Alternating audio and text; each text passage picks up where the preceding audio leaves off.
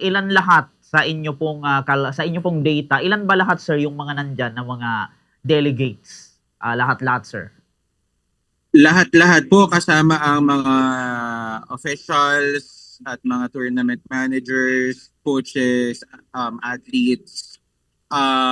Nasa estimated po namin 2,500 ang buong delegasyon po ng Bicol Region na nagsagawa ng Regional PISA Games 2026 dito po sa Camarines Norte. Opo. Sa security tayo sir, kumusta yung ating security diyan? Wala na ba sir ano, yung mga nag-bomb threat dito sa atin sa Mabini Colleges, Sir Edwin? Nako sir, sabi nga ng regional PRISA officers, ramdam na ramdam nilang sobrang secured sila dahil sa kahit saang halos kahit saang kanto or sulok silang ng bayan ng dagat magpunta ay may makikita kang police, lalo na sa mga billeting areas ay 24 hours po yung naging pagbabantay, yung naging rotation ng ating mga kapulisan. Napaka-active din ng incident management team na binuo po ng Camarines Norte Police Provincial Office. Kaya sobrang secured po yung ating mga delegates po dito sa Camarines Norte. Alright. Yung ano sir, yung tawag nito, yung resulta ng ating laro.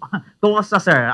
Yung latest na resulta ng ating laro sir. Sino ba ang nangunguna dito sa mga laro Ayun. natin sir, as of the moment, Sir Edwin? Ayun, meron akong, basahin ko lang yung result ng ano ko, sinulat ko din siya. So, as of 3 p.m. Kahapon, Sir Kier, hindi pa kami kasi nakakapag-collate ulit ng latest medal tally as of today. Pero may hinihintay pa kasi kami mga results na, na hindi pa nabibigay sa committee. So for youth, dalawa yung division natin, youth and the seniors. Pag sinabing youth, yun yung high school, yung seniors college, no? Ang nangunguna po with sa youth muna tayo, ang nangunguna po sa gold standings, ang may pinakamaraming gold is Camarines Sur sa inyo po dyan with 60 golds, 16 silvers, and 8 bronze. Na sinusundan naman po ito ng Sorsogon na may 5 golds, 7 silvers, and 3 bronze. Pangatlo po ang Camarines Norte na may 1 gold, 7 silver, and 6 bronze. Pang-apat po ang Albay na merong 0 gold, 3 silver, and 1 bronze. At huli po ang Masbate at 0 gold, 6 silver, and 6 bronze. Yun po ay yung sa youth division natin, yung sa high school. Pagdating naman po sa senior, sa college division, nanguna po sa gold sa medal tally natin, ang Camarines Sur pa rin with 47 gold, 6 silver, and 4 bronze. Sinusundan po ito ng Sorsogon Province with 25 gold, 15 silver, and 18 bronze. At sinundan naman po ito ng Camarines Norte na may 3 golds, 22 silver, at 9 bronze. Hindi, ano pala, 8. Sorry. 8 golds, 22 silver, and 9 bronze. Apat po ang Albay na may 4 gold, 6 silver, and 10 bronze. At huli po ang Masbate na merong kauna-unahang gold medal nila, Sir Kier, since sumali po sila ng Prisaa. At nakuha po ito sa javelin throws athletics event. So meron po silang isang gold sa men at isang silver at 6 na bronze. So in total po, in combination ng youth at silver, youth at seniors division, sorry, ang Camarines Sur po ay meron ng total na combination na 141 golds. Silver, ang Sorsogon po ay 73, ang Camarines North at 48, Albay is 24, and Masbate is 20 medals po. So nanguna po ang Camarines Sur. Oh, wow. Na-shock ako, Sir Edwin. Eto, sir, maitanong ko lang po, yang halimbawa, yang pagiging, yang nangunguna po yung Kamsur ngayon, mamaya, sir, pwede pa bang babago yan? Halimbawa, yung Kamsur mag-ika-pangalawa na lang, mamaya. Or mag-ikatlo, Sir Edwin. Mukhang hindi na po, Sir.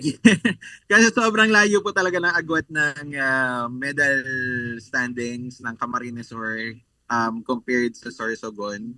At malabo na po siguro talagang masabi natin na for the Regional PISA Games 2026 ang mag-overall champion po dito, though unofficial pa, ay ang Camarines Sur. Based pa lang po ito sa medal standings po, or medal tally po natin. Oo po, yun. Yung mga ano sir, yung mga feedback ng mga taga-ibang school, kumusta sir sa atin, sa Mabini Colleges?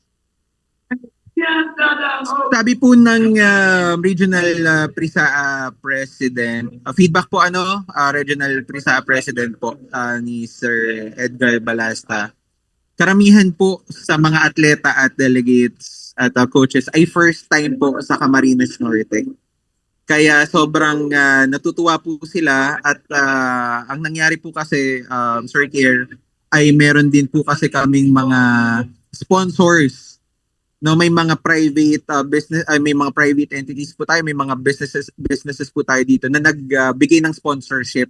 So may mga pinabigay po kaming gift certificates, meron pong mga pinamigay na mga prizes. Kaya sobrang tuwang-tuwa po yung mga delegates po natin, even yung mga atleta po natin. Dahil napaka-convenient po in terms of location din. Dahil yung karamihan po ng, or halos lahat po ng military centers po natin ay nasa central lang halos ng Daet.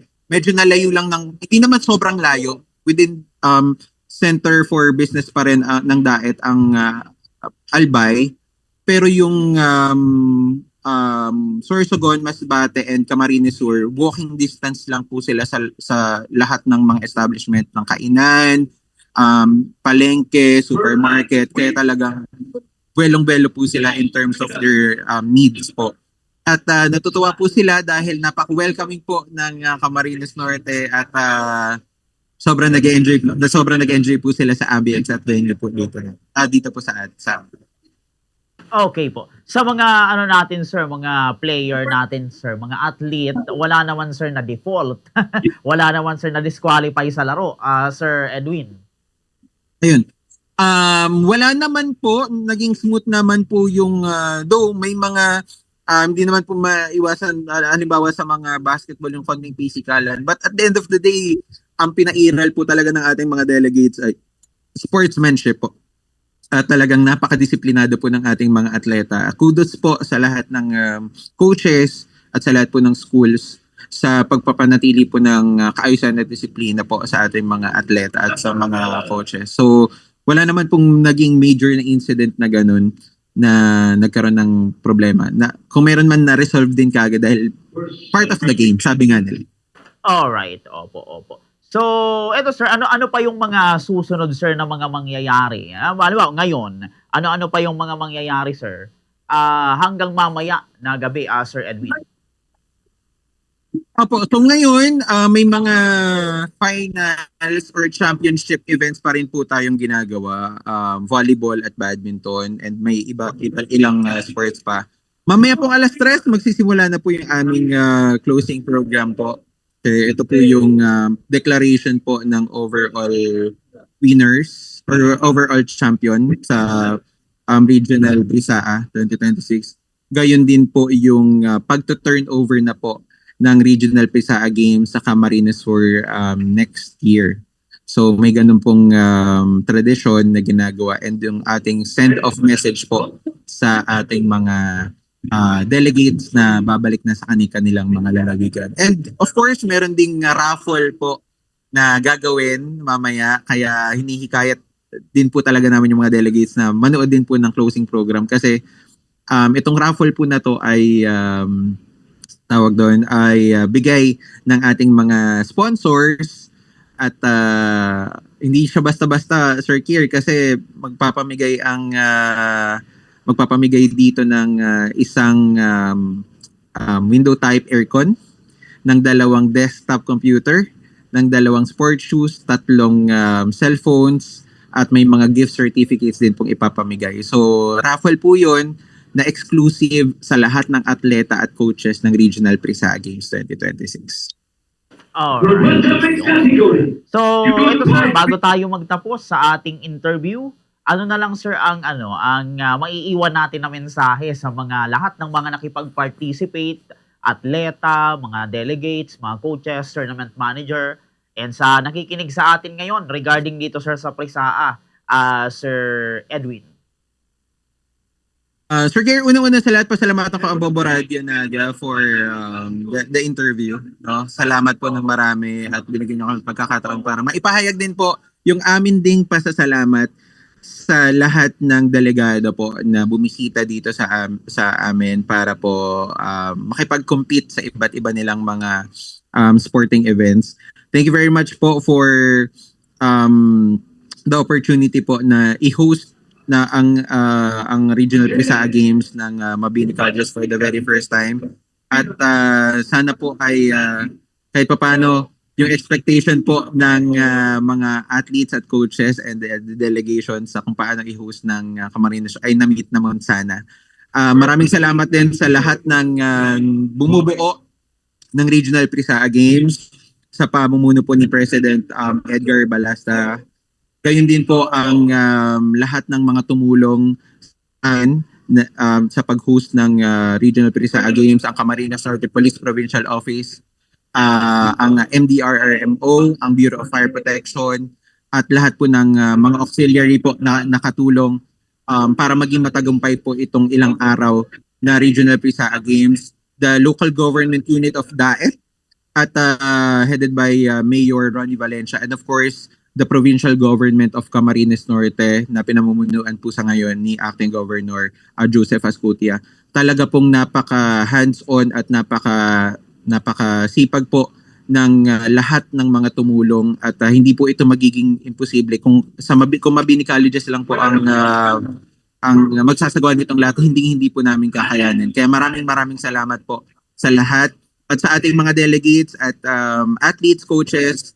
Mag-ingat po sa pagbalik, pag-uwi. Sana po ibaunin nyo yung magaganda at masasayang experiences nyo sa pangalawang beses na pag-host ng Camarines Norte at unang best na pag-host ng Mabini Colleges ng Regional Prisaa Games 2026. At mabalas po at mag-ingat po sa pag-uwi mamaya. We'll see you again next year po sa Camarines Sur naman kami. Diyan naman po kami, sir, sa inyo. Dadayo.